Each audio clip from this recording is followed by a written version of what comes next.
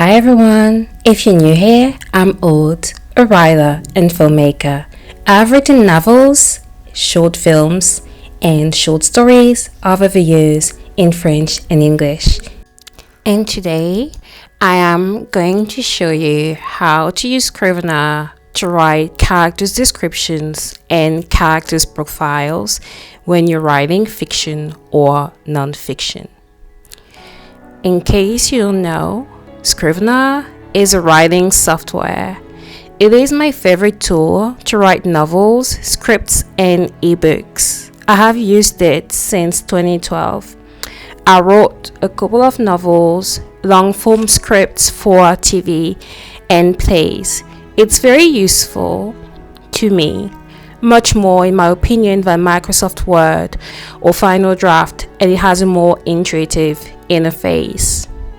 So, on Scrivener, you can do many things. You can create different folders for your stories depending on the kind of structure and outline that you use. And there are different folders that are automatically there, such as the title page, the front matter with a different format that you can use. And especially if you're looking for representation or if you're looking to sell, it's going to be helpful to have that industry standard, formatting that you don't have to worry about. There's also the characters folder. So in the characters folder, you can create a new document with your own, characters profile and description. It's going to be blank. You can always find the characters folder at the bottom, on the left, in Scrivener.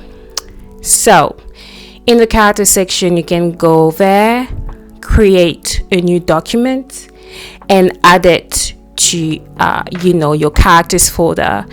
And that is if you already have a template pre-planned. And so, if you already had a template pre-planned for your characters, or if you want to create your description from scratch, you can do that. You can also use a template, in the template sheet section. Scrivener has its own characters description or character sketch template, which is very helpful. But I feel like you can do so much more with a more personalized template, such as the one that I am giving away for free on my Substack. So the link is below. But that is what you see right now. It is the Scrivener's own characters template. So I still find it useful, especially if you already have a lot of information about your character. There's already all the different sections such as age and location, the role in the story, the character's goal, what is it that they want the most, their physical description, which I always say is very helpful unless it helps your story when the character is not described physically, which happens in a lot of ways, right? What's their personality like? What's their occupation? What's their habits or mannerism? So role-in story, usually I just add that it is a main character. But sometimes characters are not just main or second characters. They are also there to serve a purpose. To give you an example, right? What can I use? So in Hamlet, because I've seen Hamlet recently. So in Hamlet, Ophelia has a purpose in the story, is to make Hamlet more tender, more to give him a reason to live, right? Because he has love and he loves her. So that's her role. And when he loses that, it brings him on the edge, at the top, kind of like at the tip of the iceberg, right? Or at the edge of a cliff. So that could be also potentially the role of a character in a story, right? So the other thing that's really good with Scrivener is that you can also add different sections. So it's not just the character's description, you can also add a character's arc. And I always recommend adding the character's arcs in your character's description, because it's important to know when your characters appears in your story, why and where the character is at the end. And it's important to ask yourself a question: what has changed or not for them by the end? What does it say about the world you've created? The other thing that's very important is, the setting thing. It's very important for you to create a specific environment for your character. And Scrivener has a setting sketch, and you can actually add the setting sketch. You can fill it their own template, and you can also add it to your characters folder if it helps. The other thing that I would advise you to add into your character's description or sketch is basically these very useful tools by Lagos Edry. So he is a writer that has popularized the idea that in order for a character to be multi-dimensional, a writer needs to fill a very lengthy character description divided into 3 big parts: physiology, psychology, and sociology. And it's a long process and very helpful. So you can use that as well. I can tell you more about Lagos Edry. I've written about him and his character description on Substack. Another thing that's very helpful in Scrivener is that you can visualize your characters. And one way to visualize your characters is to add a picture of what they look like in your mind. I always say that it's important to visualize your characters, and I really like to use the trends methods, and not trends as trends section in terms of gender and everything, trends in terms of you're in the trends, like you're not really there. It was popularized by Dorothy Brande in the book Becoming a Writer, which is one of my favorite writing book.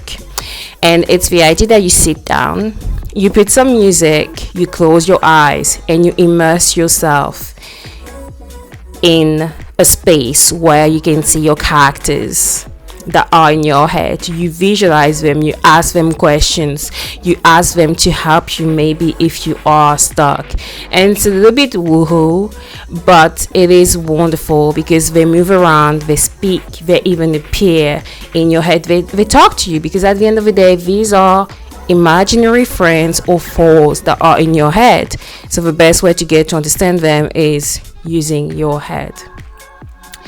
So to go back to Lagos Edry, so his idea is that you really need to feel what the character's physiology is. So in terms of physiology, that would be asking yourself questions like, what do they look like?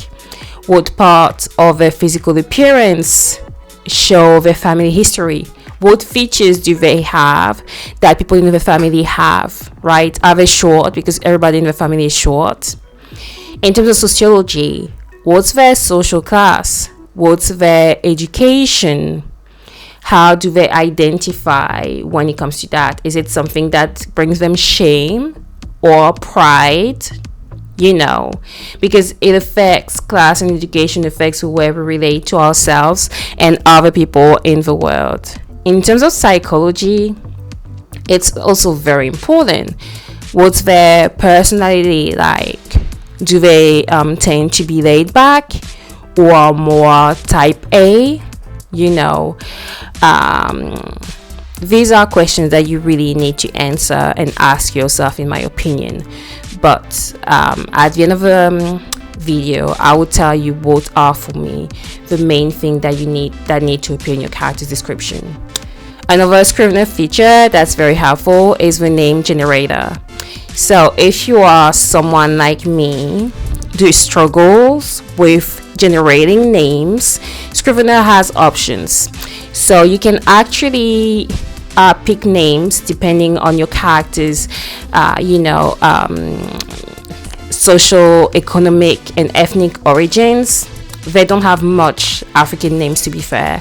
So for me, that it's not that great, but still, you can pick a gender, you can pick double-barreled name, you can even pick which letter the forename starts with and which letter the surname starts with, which is very helpful. And there's also an obscurity level, which means that you can pick very common names or very unique names, and you know that characters having a unique names is going to impact how they relate, how they are perceived.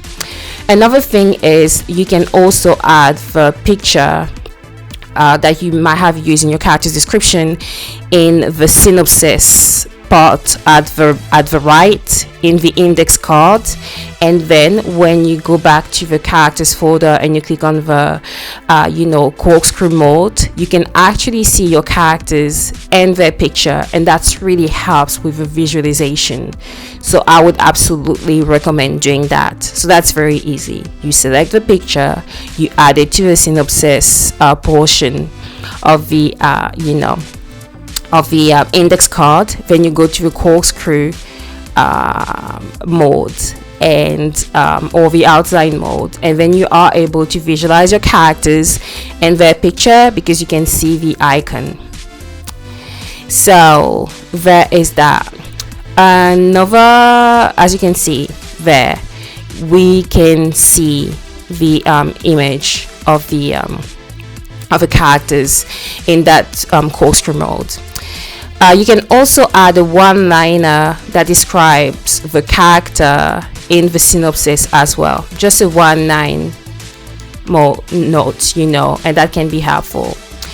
So that's it for Scrivener. I would say that the most important facts that need to appear in your character's description, in my opinion, are the physiology, psychology, and sociology by Lajos Egri. And you need to have your character's arc as well that appears, and you also need to ask yourself, what is your character most afraid of? What do they want the most? And why do the character think that you've created them? And another thing is that it's very important that you create a specific environment for a character, because people might be born in the same family and can have drastically different outlook on life and behavior. So that's it for me. Have you used Scrivener to write and create characters description? If you have, let me know in the comments. Best of luck writing. Thanks for watching. Like the video and subscribe to my channel for more writing and filmmaking related videos. If you want to support my small business and my work, look at my website as well as my books available in most online stores. Thanks.